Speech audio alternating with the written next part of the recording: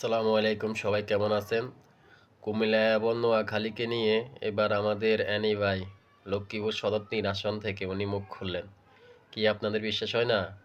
তাহলে ভিডিওটা দেখেন আর শেয়ার করে দিবেন যেন সবাই দেখে। কমেন্ট, শেয়ার, লাইক করে দেবেন যেন সবাই দেখতে পারে। ভিডিওটা বেশি বেশি করে শেয়ার করবেন যেন আমাদের লক্ষ্মীপুরের মানুষ, নোয়াখালীর মানুষ, ফেনীর মানুষ সবাই দেখে। তো ভিডিওটা দেখেন। বিভাগ আন্দোলন নিয়ে যে এখন দেখতে পাচ্ছেন রাজপথে মানুষ সবাই নেমে আসে, এটা নিয়ে আপনাদের হলো যে নোয়াখালী বিভাগ এটা দীর্ঘদিনের নোয়াখালী বাসিন্দা আমাদের কুমিল্লার আন্দোলন করুক।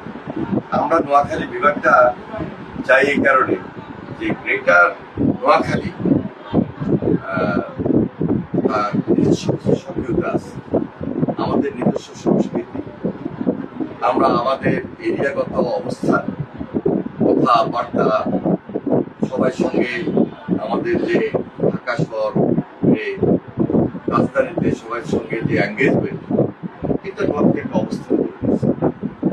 আরেকটা হলো কুমিল্লার সঙ্গে তো আমরা কখনোই নোয়াখালী থাকার মতো মন মানসিকতা পোষণ করিনি এবং এটা কখনো মিলবে না। আমরা চিটাং ডিভিশনে ছিলাম, চিটাং ডিভিশনের সঙ্গে যেভাবে হোক দীর্ঘদিন থেকে এই যে একটা এঙ্গেজমেন্টের মধ্য দিয়ে আমাদের শিক্ষা, তারপরে সংস্কৃতি, স্বাস্থ্য, প্রশাসনিক যত রকমের কাজ সবকিছু একটা নিবিড়ভাবে সম্পূর্ণ করে আসছে।